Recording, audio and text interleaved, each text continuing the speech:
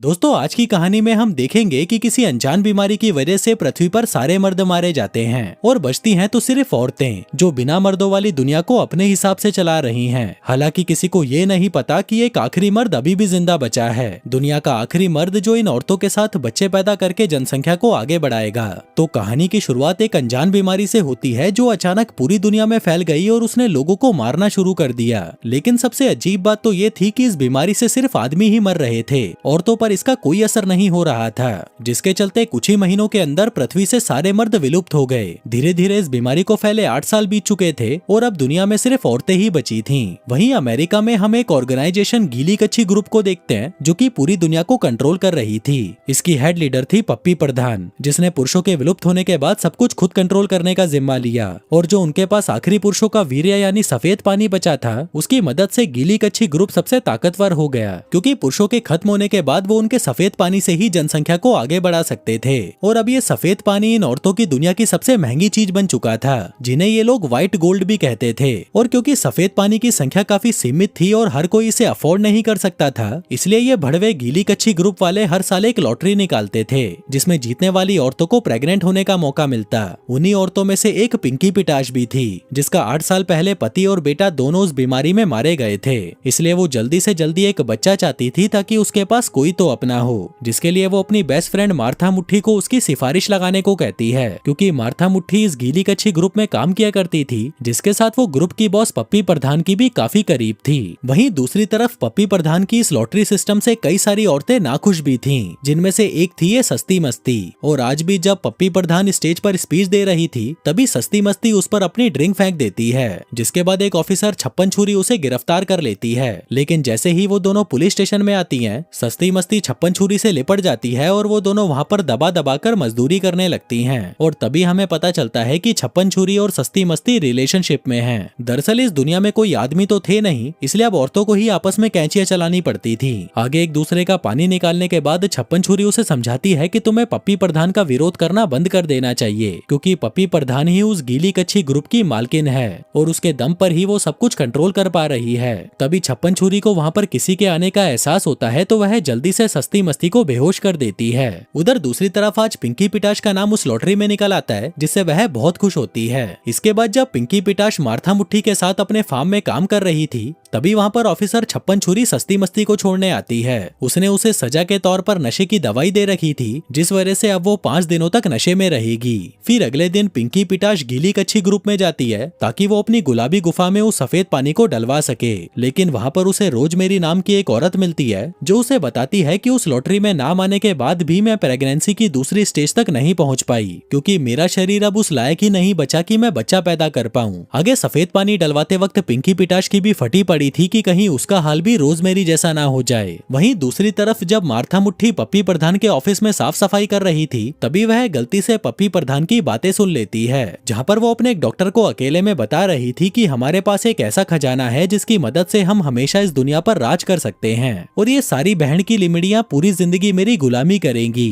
लेकिन तभी वो वहाँ पर मार्था मुट्ठी को देख लेती है, जिसके बाद वो डॉक्टर को बाहर भेजकर उसे धमकाने लगती है। कहती है कि अगर आज के बाद तूने कभी भी मेरी पर्सनल बातें सुनी तो मैं तेरी घुंघराली झांटों में आग लगा दूंगी। वहीं 5 दिन पूरे होने के बाद सस्ती मस्ती भी अब नॉर्मल हो चुकी थी, जिसके बाद वो बाहर अपने दोस्तों से मिलने चली जाती है। फिर शाम को जब पिंकी पिटाश और मार्था मुट्ठी घर वापस आती हैं, तो वह देखती हैं कि सस्ती मस्ती कहीं भी नहीं थी, जो देखकर उन दोनों की फटने लगती है कि कहीं ये बहन की लिमड़ी कोई गड़बड़ी ना कर दे। जिसके बाद वो दोनों जल्दी से गाड़ी लेकर उसे ढूंढने निकल जाती हैं। लेकिन तभी जल्दबाजी में कोई उनकी गाड़ी से टकरा जाता है। वो दोनों डरती हुई बाहर निकलती हैं कि कहीं उन्होंने सस्ती मस्ती को तो नहीं ठोक दिया, पर तभी सस्ती मस्ती उनके पीछे से वहाँ पर आती है और पूछती है कि क्या हुआ। जिसके बाद वो तीनों जैसे ही उस इंसान को देखती हैं, तो उन्हें अपनी आंखों पर यकीन ही नहीं होता, क्योंकि वहाँ पर एक आदमी था। अब वो तीनों उसे जल्दी से उठाकर अपने पीछे वाले बाड़े में ले जाती हैं और उसका इलाज करने लगती हैं, ताकि ज्यादा खून बहने की वजह से वो मारा ना जाए। वहीं मार्था मुट्ठी उस आदमी को देखकर कहती है कि हमें गीली कच्छी ग्रुप में इसकी रिपोर्ट करनी चाहिए, लेकिन बाकी दोनों उसे ऐसा करने से मना कर देती हैं, क्योंकि उन्हें पता था कि पप्पी प्रधान बहुत लालची सच्ची औरत है और वो इस आदमी को तब तक नहीं छोड़ेगी जब तक उसके पास इसके सफेद पानी की आखिरी बूंद नहीं आ जाती।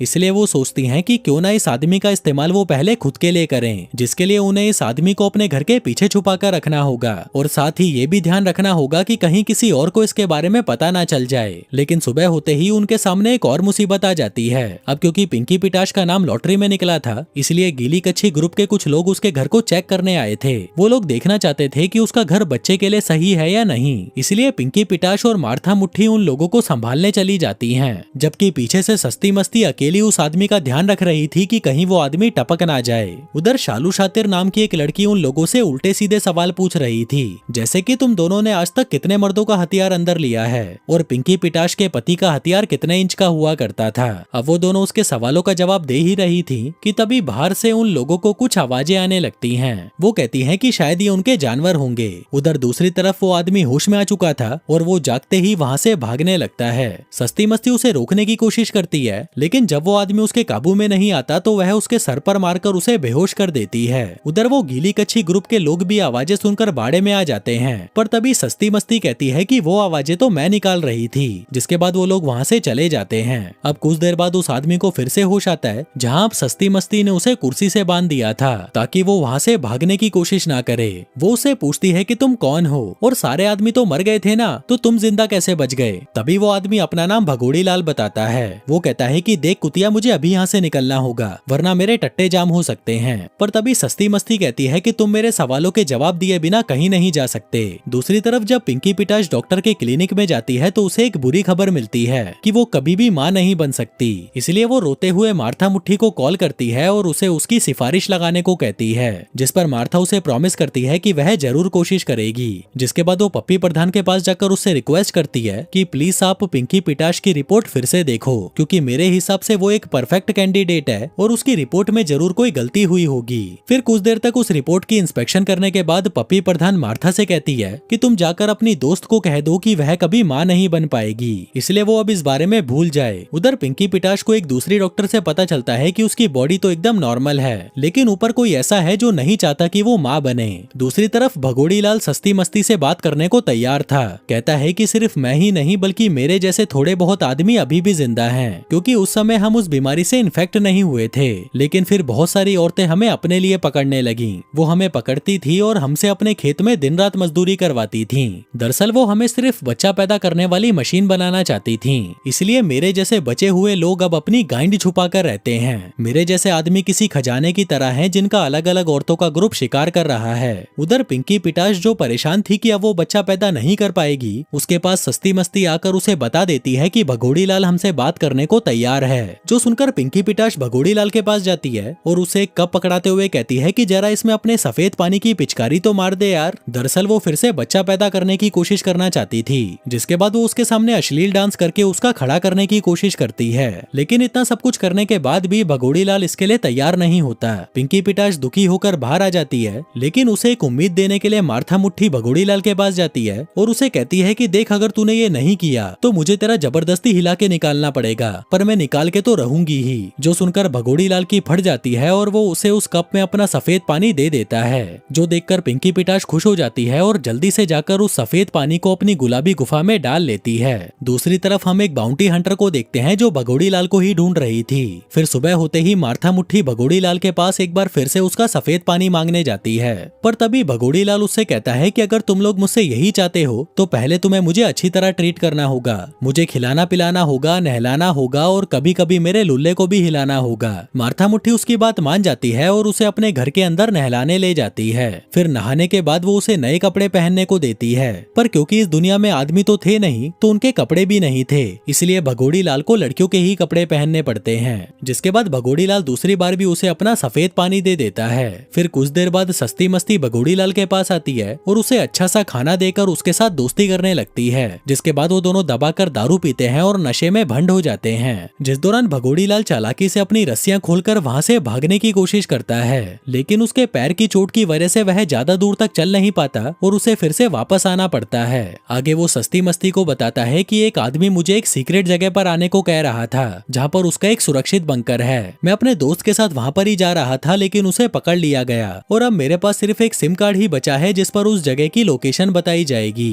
तभी सस्ती मस्ती उसे कहती है कि उस जगह पर मैं तुम्हें ले जाऊंगी। उधर पिंकी पिटाश को याद आता है कि कल उसने दूसरी बार उस सफेद पानी को अपनी गुलाबी गुफा में डाला था और तभी उसे वो औरत रोजमेरी याद आती है जो मां नहीं बन पाई थी क्योंकि उसकी प्रेगनेंसी दूसरी स्टेज के बाद टर्मिनेट हो गई थी। इसलिए वो भगोड़ी लाल का बचा हुआ सफेद पानी लेकर रोजमेरी के घर पहुंच जाती है और एक अनजान चिट्ठी के साथ उस सफेद पानी को उसके घर के बाहर छोड़ आती है। फिर अगली सुबह सस्ती मस्ती अपनी माँ का पुराना फोन भगोड़ी लाल के पास लाकर उसमें वो सिम डाल देती है। लेकिन जब वो लोग उस फोन को चेक करते हैं तो यहाँ पर सिर्फ एक राइस नाम का ही मैसेज आया हुआ था। वहीं ऑफिस में मार्था मुट्ठी नोटिस करती है कि जो सफेद पानी पिंकी पिटाश रोजमेरी के घर के बाहर छोड़कर गई थी उसे रोजमेरी उठाकर पप्पी प्रधान के पास ले आई। लेकिन पप्पी प्रधान को लग रहा था कि शायद वो ये सफेद पानी यहाँ से चुरा रही थी, इसलिए उसे कड़ी से कड़ी सजा दी जाती है, जो देखकर मार्था की फट जाती है और वो जल्दी से पिंकी पिटाश को फोन करके उसे सारी बात बताती है। इसके बाद जब वह घर पर आती है तो वो देखती है कि यहाँ पर गीली कच्छी ग्रुप के ऑफिसर्स तलाशी लेने आए हुए थे। वो तीनों जल्दी से भगोड़ी लाल को अपने साथ पीछे छुपाने लगते हैं, जिस दौरान मार्था मुट्ठी पिंकी पिटाश पर चिल्लाती भी है कि तुम्हें वो सफेद पानी रोजमेरी के घर के बाहर नहीं छोड़ना चाहिए था। लगता है कि पप्पी प्रधान को शक हो गया है कि बाहर जरूर कोई मर्द है। इसी दौरान भगोड़ी लाल की सिम पर एक अननोन नंबर से कॉल आता है और उसे फाइनली उस सुरक्षित जगह की लोकेशन मिल जाती है। लेकिन वहीं दूसरी तरफ वो लोकेशन उस बाउंटी हंटर को भी मिल जाती है, जिसके बाद वो उस लोकेशन की तरफ निकल पड़ती है। यहाँ वो चारों भी मार्था मुट्ठी की कार में उस लोकेशन तक पहुंच चुके थे, लेकिन यहाँ पर तो कोई था ही नहीं। वो लोग वेट करने लगते हैं कि शायद कोई तो भगोड़ी लाल को लेने आएगा, लेकिन जब 5 घंटे के इंतजार करने के बाद भी वहाँ पर कोई नहीं आता, तब भगोड़ी लाल और सस्ती मस्ती मूतने के लिए कार से बाहर निकल जाते हैं। पर तभी उन्हें वो बाउंटी हंटर अपनी ओर आती हुई दिखाई देती है, जो देखकर वो दोनों जल्दी से कार में बैठकर वहाँ से दूर जाने लगते हैं। कहते हैं कि ये भीसड़ी वाली हमारे पीछे क्यों पड़ी है। उधर भगोड़ी लाल को कुछ समझ नहीं आ रहा था कि इसे हमारी लोकेशन पता कैसे चली। जिसके बाद वो लोग भागते हुए एक मेले में चले जाते हैं और भगोड़ी लाल को बाकी औरतों से बचाने के लिए वो चारों उसे पूरी तरह से कवर कर लेती हैं, क्योंकि अगर किसी भी औरत ने भगोड़ी लाल को देख लिया तो वो सभी उसके लिए तुरंत घोड़ी बन जाएंगी। जिसके बाद वो उसे एक मैस्कॉट का ड्रेस पहनाकर उसे भीड़ से दूर ले जाने लगती हैं। तभी पिंकी पिटाश को अचानक उल्टियां होना शुरू हो जाती हैं, जिसका मतलब था कि वह फाइनली प्रेग्नेंट हो गई है। वहीं मेले में मार्था मुट्ठी को उसके ऑफिस की लड़कियां पहचान लेती हैं और उसे भी उसके साथ काम करने के लिए कहती हैं। लेकिन इसी बीच वो देखती है कि वो बाउंटी हंटर भगोड़ी लाल को ढूंढते हुए यहाँ पर भी आ चुकी है। उधर भगोड़ी लाल भागकर एक मिरर हाउस में छुप जाता है और वो तीनों उसे बचाने के लिए उसके पीछे जाती हैं। लेकिन वहाँ पहुँचने के बाद वो तीनों खुद ही खो जाती हैं। वहीं पिंकी पिटाश तो बहुत खुश थी कि वह भगोड़ी लाल की वजह से प्रेग्नेंट हो गई थी, पर तभी वो हंटर भगोड़ी लाल को पकड़कर बेहोश कर देती है और उसे उठाकर अपने साथ ले जाती है। अब उन तीनों को कैसे भी करके भगोड़ी लाल को बचाना था, इसलिए पहले तो वो बहुत ही मुश्किल से उस मिरर हाउस से बाहर निकलती हैं और बाहर आकर देखती हैं कि वो हंटर भगोड़ी लाल को अपनी गाड़ी में पटककर वहां से भाग रही थी, जो देखकर पिंकी पिटाश सबसे पहले भागकर उस हंटर की गाड़ी में छुप जाती है, जबकि पीछे से सस्ती मस्ती और मार्था मुट्ठी उन्हें अपनी गाड़ी से फॉलो कर रही थी। उधर पिंकी पिटाश हंटर की गाड़ी में किसी काम की चीज को ढूंढने लगती है, जिसके इस्तेमाल से वो हंटर पर वार करके भगोड़ी लाल को छुड़ा सके, जहाँ उसे कुछ बेहोशी वाले इंजेक्शन मिल जाते हैं। थोड़ी देर बाद हंटर एक ऑयल स्टेशन पर गाड़ी रोककर भगोड़ी लाल को अपने साथ अंदर ले जाने लगती है और तभी पिंकी पिटाश एक फावड़ा उठाकर भगोड़ी लाल को बचाने जाती है, जिस दौरान वो काफी सारे बेहोशी वाले इंजेक्शन हंटर की ओर फेंकती है, जिसमें से एक उसे सही जाकर लगता है और वह बेहोश हो जाती है। जिसके बाद पिंकी पिटाश भगोड़ी लाल को हंटर की गाड़ी में डालकर उसे वापस ले जाने लगती है, जिसके साथ ही वो उसे ये भी बताती है कि लौंडे तेरी वजह से मैं प्रेग्नेंट हो गई हूँ, मान गई भाई तेरी पिचकारी में बहुत दम है। जिसके बाद वो चारों एक नदी के पास जाकर इकट्ठा होते हैं। वो लोग हैरान थे कि वो हंटर भगोड़ी लाल को बेहोश करके कहाँ ले जा रही थी। जिसके बाद वो सभी वापस से उस सुरक्षित जगह पर जाने लगते हैं, लेकिन थोड़ा आगे जाते ही उन्हें गीली कच्छी ग्रुप के गार्ड्स आकर पकड़ लेते हैं। दरअसल ये सब किया कराया मार्था मुट्ठी का था और उसने ही पप्पी प्रधान को भगोड़ी लाल के बारे में सब कुछ बता दिया था। आगे पप्पी प्रधान मार्था मुट्ठी से बहुत खुश होती है और उसे बदले में एक फैंसी कमरा देती है। उधर सस्ती मस्ती और पिंकी पिटाश को एक पुराने कमरे में बंद कर दिया जाता है। सस्ती मस्ती पप्पी प्रधान से कहती है कि पिंकी पिटाश प्रेग्नेंट है, लेकिन पप्पी प्रधान को इससे कोई फर्क नहीं पड़ता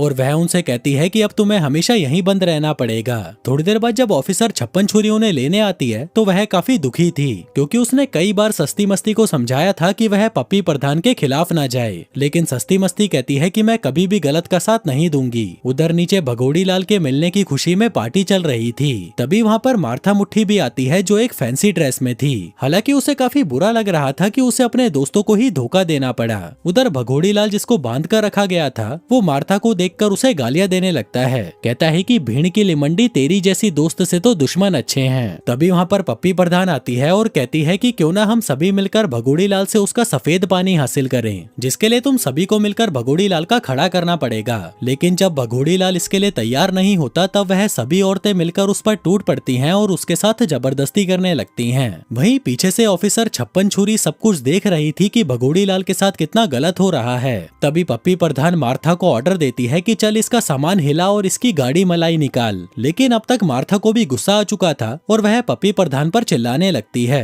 कहती है कि भीसड़ी की तू एक बेकार लीडर है, तू हमेशा खुद के बारे में सोचती है, तेरे जैसी लालची औरत तो मैंने आज तक नहीं देखी। जिसके बाद पप्पी प्रधान के कहने पर मार्था को भी अरेस्ट कर लिया जाता है और डॉक्टर को आदेश दिया जाता है कि वो इन तीनों को नशे की दवाई का ऐसा डोज दे जिससे ये लोग पूरी उम्र नशे में रहें। वहीं ये जानकर ऑफिसर छप्पन छुरी को बहुत बुरा लगता है। तभी वो डॉक्टर को कोई दवा लेने के लिए बाहर भेज देती है और जैसे ही वो डॉक्टर पीछे मुड़ते हैं ऑफिसर छप्पन छुरी उन्हें बेहोश कर देती है और सस्ती मस्ती और पिंकी पिटाश को छुड़ा लेती है। जिसके बाद वो सस्ती मस्ती को उसे बेहोश करने को कहती है ताकि वो ऐसा दिखा सके कि वो तीनों डॉक्टर्स और छप्पन छुरी को बेहोश करके वहाँ से भाग गयी। तभी वो लोग छप्पन छुरी को बेहोश करके वहाँ से भाग जाती हैं। वहीं मार्था लगातार उनसे माफी मांगे जा रही थी, लेकिन सस्ती मस्ती और पिंकी पिटाश उसे इतनी जल्दी कैसे माफ करती, क्योंकि भगोड़ी लाल तो अभी भी पप्पी प्रधान के पास था। इसलिए अब वो भगोड़ी लाल को छुड़ाने के लिए साथ में काम करने का फैसला करती हैं। फिर अगले दिन जब पप्पी प्रधान भगोड़ी लाल को अपने साथ लेकर लैब में जा रही थी तभी उसके सामने गाय आ जाती है और उसे गाड़ी रोकनी पड़ती है और इसी चीज का फायदा उठाकर मार्था पहले तो पप्पी प्रधान को बेहोश करती है और फिर सस्ती मस्ती भगोड़ी लाल को छुड़ाने लगती है। लेकिन तभी पप्पी प्रधान को होश आ जाता है और वो भगोड़ी लाल पर गन पॉइंट कर देती है, पर तभी वो तीनों भगोड़ी लाल को बचाने के लिए उसके सामने आ जाती हैं। जिस दौरान मार्था पप्पी प्रधान के हाथ पर काटकर उसकी गन नीचे गिरा देती है और जल्दी से उसे फिर से बेहोश कर देती है। लेकिन तभी भगोड़ी लाल उनके पीछे से भाग जाता है और वो सुरक्षित जगह पर जाने लगता है, पर वहाँ जाकर वो देखता है कि बिल्डिंग के सभी दरवाजे बंद होते हैं। लेकिन तभी उसके चेहरे को डिटेक्ट करके एक दरवाजा खुल जाता है जिसके अंदर पहले भगोड़ी लाल जाता है और उसके पीछे बाकी तीनों लड़कियां भी आ जाती हैं। वहीं उन सबको देखकर हंटर भी वहाँ पर आ जाती है, जिस पर वो तीनों हंटर से कहती हैं कि प्लीज भगोड़ी लाल को जान से मत मारो। तभी हंटर उन्हें कहती हैं कि अब एक गाइंड की अंधियों में भगोड़ी लाल की रक्षा करने आई हूँ। वो बताती है कि मैं तो दुनिया के बचे हुए आखिरी मर्दों को बचाने का काम करती हूँ। दरअसल मर्दों को एक झूठा मैसेज भेजा जाता है कि ये एक सुरक्षित जगह है, पर असलियत में तो ये उन्हें पकड़ने के लिए एक जाल है। मैं तो शुरू से ही भगोड़ी लाल को यहाँ पर आने से रोक रही थी, पर तुम लोगों ने मुझे कुछ भी समझाने का मौका ही नहीं दिया। इसी दौरान वहाँ पर बेहोशी वाली गैस छोड़ दी जाती है, इसलिए हंटर भगोड़ी लाल और बाकी लड़कियों को वेंटिलेशन वेंट में घुसाकर बाहर निकाल देती है। लेकिन इस सब के दौरान वो खुद वहाँ पर फंस जाती है। जिसके बाद वो चारों आगे बढ़ते हैं और उस वेंट को तोड़कर नीचे आ जाते हैं। लेकिन उनके सामने जो नजारा था वो देखकर उनकी आंखें फटी रह जाती हैं। यहाँ पर और भी आदमी थे जिन्हें कुर्सियों से बांधकर उनका पानी निकाला जा रहा था। तभी सामने से पप्पी प्रधान अपनी डॉक्टर के साथ आती है और कहती है कि ये असल में मेरा ही बेस है। तुम्हें क्या लगा इतने सालों से ये सफेद पानी कहाँ से आ रहा है? क्या ये सब मेरा बाप छोड़कर गया था या तेरा बाप? और जो भगोड़ी लाल को सेफ लोकेशन का मैसेज मिला था वो भी एक ट्रैप था, ताकि बचे हुए आदमी अपने आप ही हमारे जाल में फंस जाएं। इस तरह से बाहर की दुनिया को कभी ये पता ही नहीं चलेगा कि कुछ आदमी उस बीमारी से बच गए थे और वो अभी भी जिंदा हैं। तभी उनके सामने एक और आदमी आता है जिसे देखकर उनकी फटकर 464 हो जाती है, क्योंकि वो आदमी और कोई नहीं बल्कि पिंकी पिटाश का पति टट्टा राज था, जो 8 साल पहले मर चुका था। तभी भगोड़ी लाल उसे देखकर कहता है कि ये तो वही आदमी है जो सभी मर्दों को बहकाकर यहाँ पर बुला रहा था, मतलब कि ये भी पप्पी प्रधान से मिला हुआ है और ये दोनों मिलकर आदमियों का सफेद पानी निकालते हैं और सब कुछ कंट्रोल करते हैं। तभी पप्पी प्रधान के कहने पर भगोड़ी लाल को भी पकड़कर बाकी आदमियों के साथ वहाँ पर बांध दिया जाता है, जबकि उन लड़कियों को तो कुछ भी समझ नहीं आ रहा था कि भीड़ के लिंड ये सब चल क्या रहा है।